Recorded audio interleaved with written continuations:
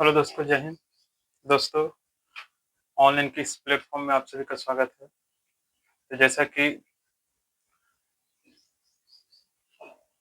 अगर आप 10th class के विद्यार्थी हैं, तो ये वीडियो आपके लिए कह सकते हैं काफ़ी हेल्पफुल होगा।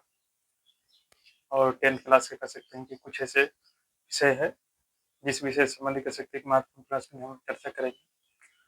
जैसा कि 10th क्लास का एक महत्वपूर्ण और कह सकते हैं काफ़ी अच्छा विषय है, जिसका नाम है आपका साइंस। और साइंस में आपका जो बायोलॉजी विषय है, वो काफ़ी एक कह सकते हैं कि महत्वपूर्ण विषय के रूप में है। तो आज हम लोग उसी के संबंधित कह सकते हैं कुछ बेसिक जानकारी उसको देखेंगे।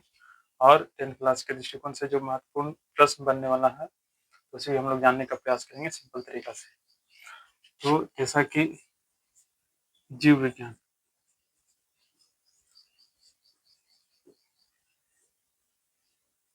है ना, ये आपका कह सकते हैं कि विज्ञान का विषय है। ये बात हम लोग याद रखेंगे। विज्ञान को इंग्लिश में साइंस कहते हैं। ठीक है मेरे प्यारे दोस्तों। और जीव विज्ञान को क्या कहते हैं? इसको बायोलॉजी कहा जाता है ना। तो यहाँ पर दो जानकारी याद रखेंगे। सबसे पहले विज्ञान, विज्ञान को इंग्लिश में क्या कहते हैं? साइंस कहते हैं। और विज्ञान की ही एक शाखा है जिसका नाम है जीव विज्ञान, और इसे इंग्लिश में क्या कहते हैं? बायोलॉजी कहते हैं। इतना याद रखेंगे। अब जीव विज्ञान को सिंपल याद रखा जाए, अगर इसके बारे में देखा जाए, तो जीव विज्ञान क्या है? तो आप सिंपल इसको समझ सकते हैं, जीवों का विशेष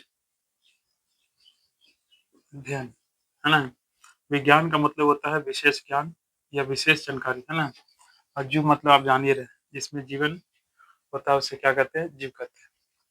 तो अब सिंपल तरीके से इससे हिंदी के माध्यम से समझ सकते हैं कि जीव विज्ञान क्या है। तो जीव विज्ञान एक ऐसा विषय है जिसमें हम जीवों के बारे में, यानी जीव जंतुओं के बारे में अध्ययन करते हैं, यानी सीखते हैं, उसे जीव विज्ञान कहते हैं। जैसे कि हम लोग जीव हैं, हम लोग के साथ जैसे पेड़ पौधा है ना, जानवर, बकरी, है ना, तो पशु पक्षी, ये सब जीव है। तो इनके बारे में विशेष रूप से जो हम लोग जानकारी प्राप्त करते हैं या अध्ययन करते हैं, तो उस विषय का नाम है जीव विज्ञान। अब बायोलॉजी जो है वो आपको हम लोग इंग्लिश के कह सकते हैं कि जो आपका इसका जो इंग्लिश टर्म है, इसका नाम है बायोलॉजी,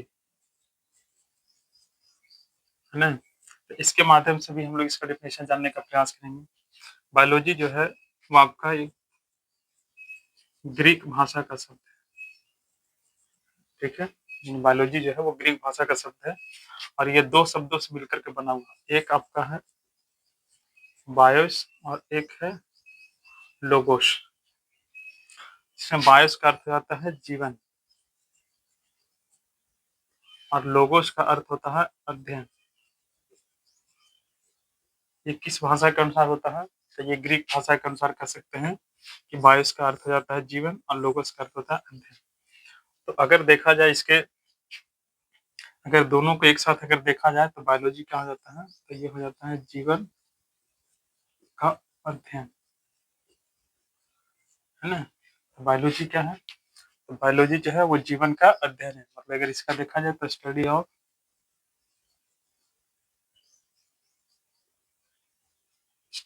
लाइफ, है ना। तो इस तरह से हम लोग याद रखेंगे कि जीव विज्ञान क्या है। तो विज्ञान की वह शाखा जिसके अंतर्गत हम जीव जंतुओं के बारे में पढ़ते हैं या अध्ययन करते हैं, तो उसे बायोलॉजी कहा जाता है। जैसे हम लोग सभी जीव जंतु हैं, ठीक है। तो इसके बारे में जिस विषय से हम लोग की जानकारी प्राप्त होता है या विशेष रूप से हम लोग जो जानकारी प्राप्त करते हैं, तो उस विषय को ही बायोलॉजी कहा गया है। ठीक है, और ये किसका कह सकते हैं कि पार्ट है, या कह सकते हैं कि भाग है या ब्रांच है, तो आप कह सकते हैं कि साइंस का। क्योंकि साइंस के अंदर खास करके 10th क्लास में साइंस के अंदर 3 सब्जेक्ट है, फिजिक्स, केमिस्ट्री और बायोलॉजी। उसी के अंतर्गत जो है कि ये आपका विषय है। बायोलॉजी जो है वो 10th क्लास के विषय से काफ़ी महत्वपूर्ण कह सकते हैं कि चैप्टर हो जाता है। आइए चलते देखते हैं कि इसके अंदर जो कह सकते हैं कुछ महत्वपूर्ण चैप्टर है, उस चैप्टर से बनने वाला जो प्रश्न है उसको जानेंगे। तब तक के लिए आप इसे कह सकते हैं कि स्क्रीनशॉट ले सकते हैं या इसे ध्यान रख सकते हैं। ठीक है।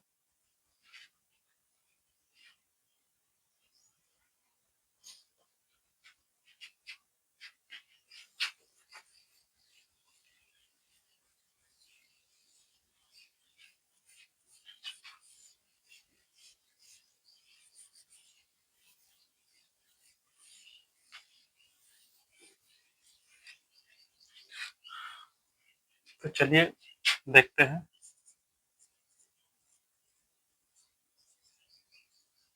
जीव विज्ञान, है ना? इसका पहला लेसन है जिसका नाम है जैव प्रकर्म यानी पोषण। ठीक है? तो हम लोग को ये ध्यान रखना है कि बायोलॉजी का जो पहला चैप्टर है उसका नाम है जैव प्रकर्म में पोषण, है ना? तो हम लोग सबसे पहले कह सकते हैं कि जैव प्रकर्म या कह सकते हैं कि जो पोषण है ये क्या होता है।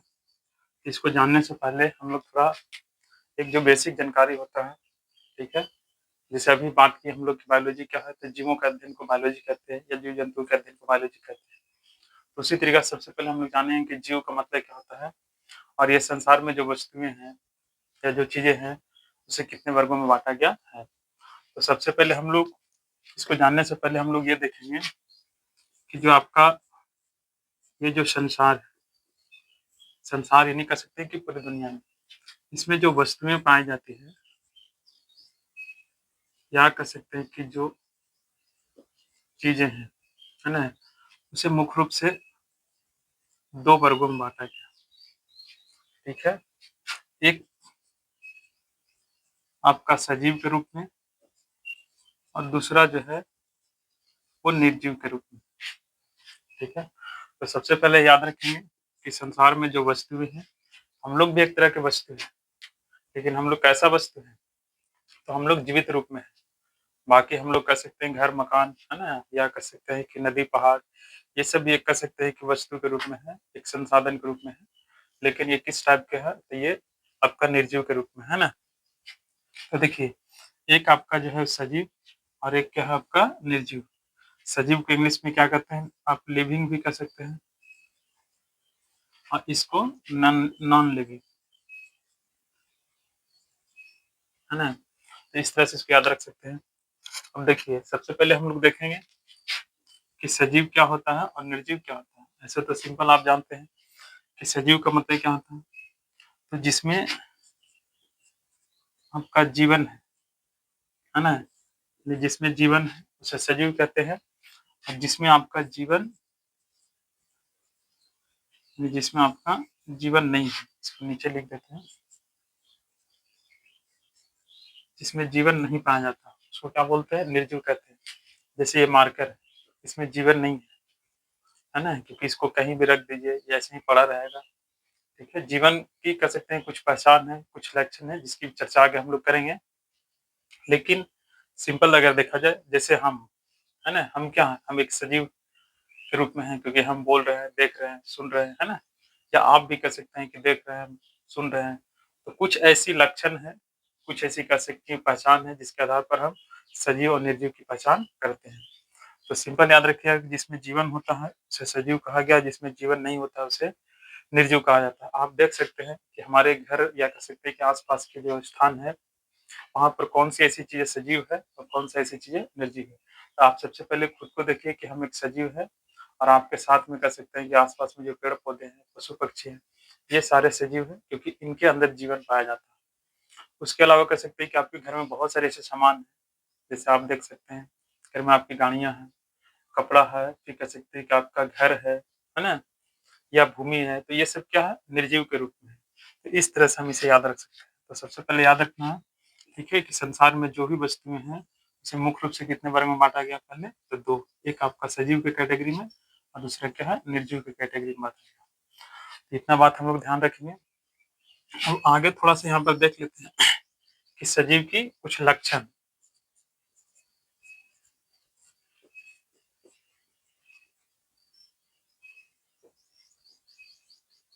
लक्षण है, जैसे आप कह सकते हैं कि पहचान, है ना? लक्षण या पहचान, जिसके आधार पर हम कह सकते हैं कि हम पहचान सकते हैं कि ये सजीव है, कि ये निर्जीव है। तो सबसे पहले अगर देखा जाए, तो जो सजीव होता है, वो आपका पोषण करता है ना? पोषण का मतलब एक तरह से देखा जाए, तो वो खाता है। फिर आप कह सकते हैं कि वो पीता है ना? यानी कह सकते हैं पीता है यानी पीना, खाना-पीना। फिर कह सकते हैं कि वो आपको गति करता है ना? उसके बाद कह सकते हैं कि वो श्वसन करता है ना? फिर कह सकते हैं कि वो वृद्धि करता है, या कह सकते हैं कि वो विकास भी करता है ना? तो इस तरह की कह सकते हैं कि कुछ लक्षण या पहचान जिसमें दिखाई देता है, उसे हम क्या कहते हैं? तो उसे सजीव कहते हैं। और जो ये सब लक्षण किसी में नहीं दिखाई देता है, तो उसे क्या कहते हैं? निर्जीव कहते हैं। जैसे एग्जाम्पल के तौर पर अगर देखा जाए, तो आप पेड़ को ले लीजिए, है ना? पेड़ एक समय के बाद क्या होता है? यानी पेड़ एक बीज से एक बड़ा पेड़ बनता है कि नहीं? है ना? तो ये वृद्धि कर रहा है। जैसे आप ले सकते हैं, आप स्वयं को ले सकते हैं। हम लोग क्या करते हैं? हम लोग खाते हैं, पीते हैं, गति भी करते हैं, श्वसन करते हैं, वृद्धि होता है, विकास होता है, बोलते हैं। तो ये सब कुछ ऐसी लक्षण और पहचान है, जो एक सजीव की पहचान है। और जो ये सब कह सकते हैं कि लक्षण और पहचान जिसमें नहीं पाया जाता, तो उसे निर्जीव कहते हैं। जैसे आप अपने कह सकते हैं कि आस-पास के स्थान में देख सकते हैं, जैसे आप कपड़ा ले लीजिए, आपके घर में कपड़ा है, आपके घर में और कह सकते हैं कि सामान है, गाड़ी है। तो ये सब ऐसे कह सकते हैं कि वस्तुएँ हैं, या कह सकते हैं कि आप नदी, पहाड़, है ना? ये सब क्या है? तो ये सब निर्जीव है, ठीक है? तो इस तरह से आप इसको याद रख सकते हैं। अब चलिए आइए देखते हैं। ये सिंपल जानकारी था, जो आपको कह सकते हैं कि जय प्रकरण से रिलेटेड कह सकते हैं कि जो प्रश्न बनेगा, तो उसको समझने और समझने में काफ़ी क्या है, तो मदद मिलेगा। चलिए आइए देखते हैं कि जय प्रकरण क्या है, और तो आप इसे स्क्रीनशॉट ले सकते हैं।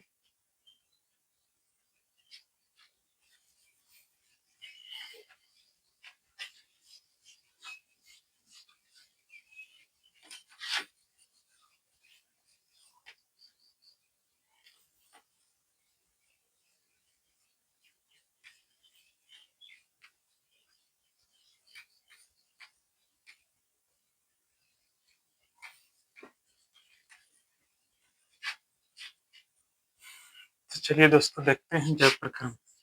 और ये काफ़ी कह सकते हैं कि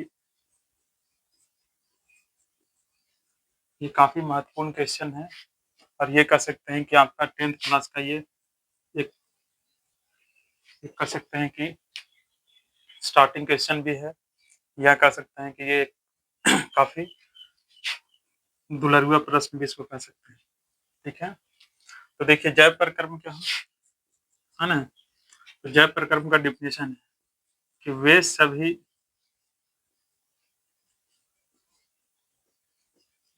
क्रियाएँ जिसके द्वारा जीवों का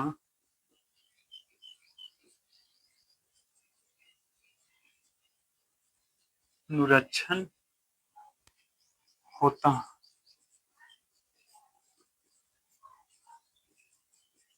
जैसे पोषण हो गया, श्वसन हो गया, उत्सर्जन हो गया,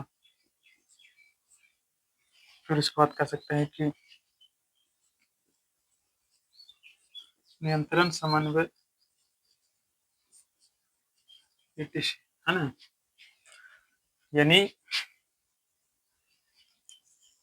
आप अगर सिंपल तरीके से अगर देखा जाए, तो जय प्रकरण में क्या है, इसे इंग्लिश में लाइफ प्रोसेस कहा जाता है।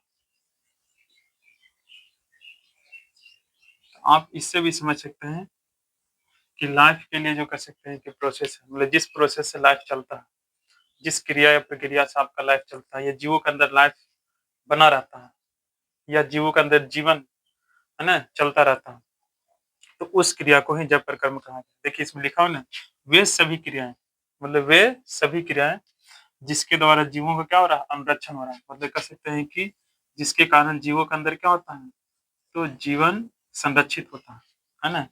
उसे क्या कहा गया, जब प्रकर्म। जैसे पोषण, है ना? पोषण वे क्रिया है जिससे जीवों के अंदर क्या है, तो पोषक तत्व मिलता है, जिससे वो ऊर्जा प्राप्त करता है, और इससे क्या है कि वो अपने जीवन चलाता है, यानी जिसके कारण वो जीवित रहता है। तो ये क्रिया क्या है, तो जीवों के लिए ज़रूरी है, क्योंकि अगर ये क्रिया नहीं होगा, तो जीव जीवित नहीं रह सकता है। मतलब अगर देखा जाए तो वे सभी क्रियाएँ जिन क्रियाओं की वजह से जीव जो होता है, वो जीवित अवस्था में होता है यानी जीवित रहता है। अगर वो क्रियाएँ उसमें नहीं होगा, तो वो जीव हो सकता है, जीवित नहीं रह सकता है। इसलिए ये सब क्रिया क्या है, तो ये काफ़ी कह सकते हैं कि एक महत्वपूर्ण अनिवार्य क्रिया के रूप में है। जैसे श्वसन, है ना? इन्हीं श्वसन क्या है? तो हम लोग ये सिंपल एग्ज़ाम्पल हम लोग ऑक्सीजन को ले रहे हैं, कार्बन डाइऑक्साइड को छोड़ रहे हैं। तो ये क्रिया क्या है? श्वसन है और ये जीवों के लिए क्या है? ज़रूरी है। क्योंकि अगर ये क्रिया जीव नहीं करेगा तो वो जीवित नहीं रह पाएगा। क्योंकि इस क्रिया की वजह से जीवों के अंदर क्या होता है? जीवन होता है। उत्सर्जन हो गया, यानी कह सकते हैं कि जीव विभिन्न प्रकार के जो उपयोगी पदार्थ को ग्रहण करता है, तो उससे उसके शरीर में यानी हानिकारक पदार्थ बनता है। जैसे हम लोग ऑक्सीजन को ले रहे हैं, तो उससे कार्बन डाइऑक्साइड बन रहा है और कार्बन डाइऑक्साइड क्या हानिकारक है, जिसे हम लोग बाहर निकालते हैं। तो उसे क्या कहा गया? उत्सर्जन। जैसे हम लोग पानी पीते हैं, तो उससे टॉयलेट बनता है। अब ये टॉयलेट क्या है? हानिकारक पदार्थ है, तो इसे हम लोग बाहर निकालते हैं या इसी तरीका से और भी जितने जीव हैं, वो भी बाहर निकालता है। क्योंकि अगर ये हानिकारक पदार्थ को बाहर नहीं निकालेगा, तो उसकी कह सकते हैं कि जो जैविक क्रिया है, ये जो जैव प्रक्रम है, वो नहीं हो पाएगा, जिससे उनके जीवन समाप्त हो सकता है। नियंत्रण और समन्वय कह सकते हैं कि एक जीव के अंदर एक समय में बहुत सारी क्रियाएँ होते रहता है। जैसे हम लोगों को लगता है कि हम लोग बैठे हैं, चुप हैं या हम लोग सोए हुए हैं, तो हमारा शरीर जो है वो शांत है। ऐसा कुछ नहीं है। हम लोग सोए भी रहते हैं, तो हमारे शरीर की जो आंतरिक अंग होता है, वो अंदर अपना काम करता रहता है, जिसके कारण हम सोए भी रहते हैं, लेकिन हमारे अंदर जीवन जो होता है, वो संरक्षित होता है। तो इस तरह से कह सकते हैं कि जैव प्रक्रम जो है, वो एक काफ़ी कह सकते हैं कि महत्वपूर्ण क्वेश्चन है। तो आप 10th क्लास के कह सकते हैं कि आप विद्यार्थी हैं, तो आप 10th क्लास के कह सकते हैं कि दृष्टिकोण से इसे आप अच्छे से याद रख सकते हैं कि वे सभी क्रियाएँ जिसके द्वारा जीवों का संरक्षण होता है, उसे जैव प्रक्रम कहते हैं। जैसे एग्ज़ाम्पल में लगाना बहुत ज़रूरी होता है, जिससे आपको फुल मार्क्स मिलेगा। जैसे पोषण, श्वसन, उत्सर्जन, नियंत्रण, है ना? ईटीसी करके आप इसे लगा सकते हैं। जैसे इंग्लिश में क्या कहा गया? इसे लाइफ प्रोसेस कहा गया। कितना सुंदर बात है, लाइफ प्रोसेस, है ना? जो प्रोसेस से आपके अंदर क्या होता है? लाइफ होता है, लाइफ चलता है, ठीक है? तो इसलिए इस तरह से आप इसे याद रख सकते हैं। आप इसे स्क्रीनशॉट ले सकते हैं।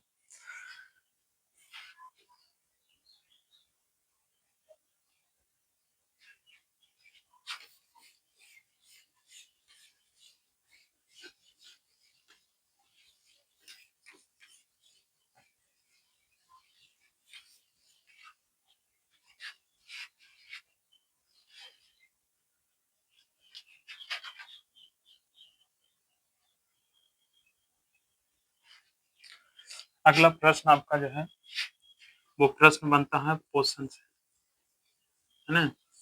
आप इस वीडियो में कह सकते हैं कि शुरू से अंतिम तक बने रहिए।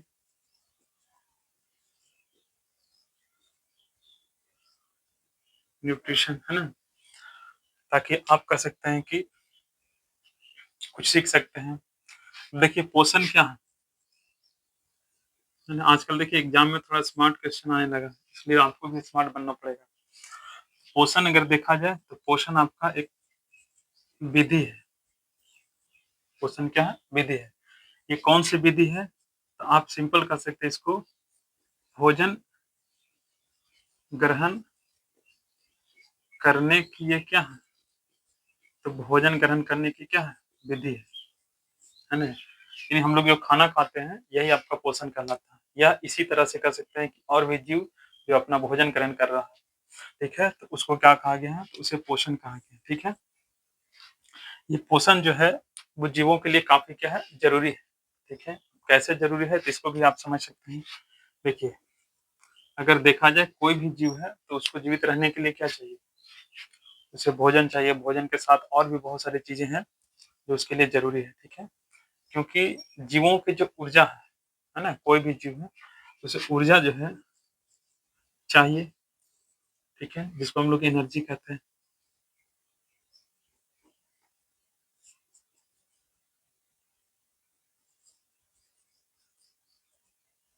ठीक है? तो ये ऊर्जा कहाँ से मिलता है? तो ये ऊर्जा जो है, वो आपका भोजन के माध्यम से मिलता है। किसके माध्यम से मिलता है? भोजन के माध्यम से मिलता है, ठीक है? तो देखिए, आप इसको सिंपल तरीका से ऐसे समझ सकते हैं, ठीक है? कि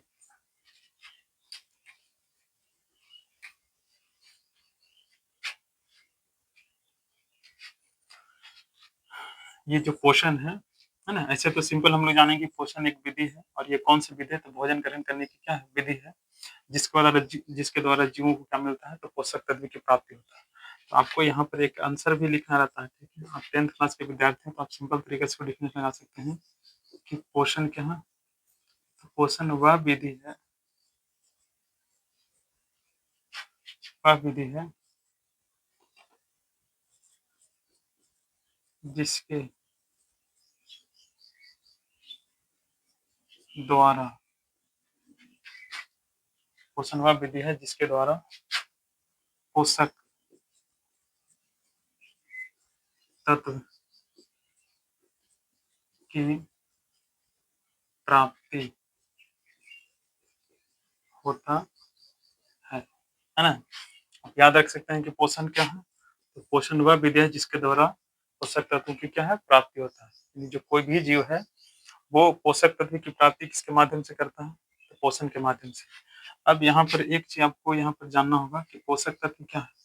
तो जो हम लोग खाना खाते हैं, तो खाना के अंदर विभिन्न प्रकार के कह सकते हैं कि पोषक पदार्थ यानी पोषक तत्व पाया जाता है, जिसके द्वारा जीवों को क्या है? ऊर्जा मिलता है। और ये पोषक पदार्थ जो है वो जीवों की कह सकते हैं कि जीवन की कह सकते हैं कि उसकी वृद्धि, विकास, उसकी संरक्षण के लिए काफ़ी क्या है? महत्वपूर्ण होता है। क्योंकि इन्हीं पोषक तत्वों के माध्यम से जीव जो होता है, वो अपने अंदर कह सकते हैं कि ऊर्जा का निर्माण करता है, जिससे वो अपनी जो लाइफ प्रोसेस होता है, यानी कह सकते हैं कि अपने जीवन संबंधी जो क्रियाएँ होती हैं, वो करता है। जैसे एग्ज़ाम्पल के रूप में हम बोल रहे हैं, है ना? तो ये हम जो बोल रहे हैं, इसको हमें बोलने के लिए क्या चाहिए? ऊर्जा। तो ये ऊर्जा हम कहाँ से प्राप्त करते हैं? तो हम जो भोजन ग्रहण करते हैं और जो भोजन से हमारे शरीर जो पोषक तत्वों की प्राप्ति करता है, तो उस पोषक तत्व के माध्यम से आपके शरीर में पता होगा कि जो कोशिका है ना? क्या है आपका? कोशिका। तो वही कोशिका क्या करता है? ऊर्जा बनाकर देने का काम करता है, जिससे आप अपना काम करते हैं। आपको और भी कह सकते हैं कि बहुत सारे ऐसी छोटी-छोटी बातें हैं, जो आपको बतलाया जाएगा और आप अच्छे से क्या कर सकते हैं? सीख सकते हैं। तो देखिए, आप याद रख सकते हैं कि पोषण क्या है? तो वह विधि जिसके द्वारा जीव पोषक तत्वों की प्राप्ति करता है, उसे पोषण कहते हैं ना? अब इसमें एक चीज़ आप सीख सकते हैं कि पोषक तत्व है ना? पोषक तत्व क्या है? तो जो भोजन से आपको कह सकते हैं कि जो उपयोगी है ना, जो पदार्थ यानी जो तत्व आपको प्राप्त हो रहा है, तो उसी को पोषक तत्व कहते हैं। मतलब भोजन के अंदर यानी पोषण यानी कह सकते हैं कि भोजन के अंदर जो पाए जाने वाले जो तत्व होता है, उसी को पोषक तत्व कहते हैं। अब इसमें हो जाता है आपका जैसे कार्बोहाइड्रेट होता है, ठीक है? इसके अंदर कह सकते हैं कि वसा होता है, प्रोटीन होता है, विटामिन होता है। तो ये सब क्या है? तो ये सब पोषक तत्व है, ठीक है? और ये सारा का सारा को पोषक तत्व हमें कहाँ से प्राप्त होता है? तो ये हमें कह सकते हैं कि पोषण के माध्यम से या सिंपल कह सकते हैं कि जो भोजन होता है ना? जो हम लोग दाल, चावल, रोटी खाते हैं, दाल हो गया, चावल हो गया, रोटी हो जाता है, फल हो जाता है ना? सब्जी हो गया और भी बहुत सारे कह सकते हैं कि ऐसे पेटिस ही जैसे आपको दाल से प्रोटीन मिलता है, चावल से आपको कार्बोहाइड्रेट मिलता है, रोटी हो गया, फल से आपको कह सकते हैं कि विटामिन मिलता है ना? सब्जी से कह सकते हैं कि और कई ऐसे खनिज पदार्थ जो है मिलता है, ठीक है? तो इस तरह से आप कह सकते हैं कि इसे आप याद रख सकते हैं। तो ये कह सकते हैं कि काफ़ी ज़्यादा कह सकते हैं कि महत्वपूर्ण जानकारी है, जो आपके लिए एग्ज़ाम के दृष्टिकोण से काफ़ी महत्वपूर्ण है। तो आप इतना सारे बातों को समझ पाएँगे, हम फिर आपको अगले दिन कह सकते हैं कि पोषण से संबंधित कह सकते हैं कि जो महत्वपूर्ण जानकारी है, वो फिर अगले वीडियो में लेकर हम लोग फिर उपस्थित होंगे और आपको वो चीज़ बताया जाएगा, जिससे आपके अंदर ज्ञान और बुद्धि का विकास होगा, ठीक है? और आप इस तरह से कर सकते हैं कि लगातार वीडियो में बने रहिएगा, जिससे आप कर सकते हैं बहुत अच्छी-अच्छी बातों को क्या कर सकते हैं, सीख सकते हैं।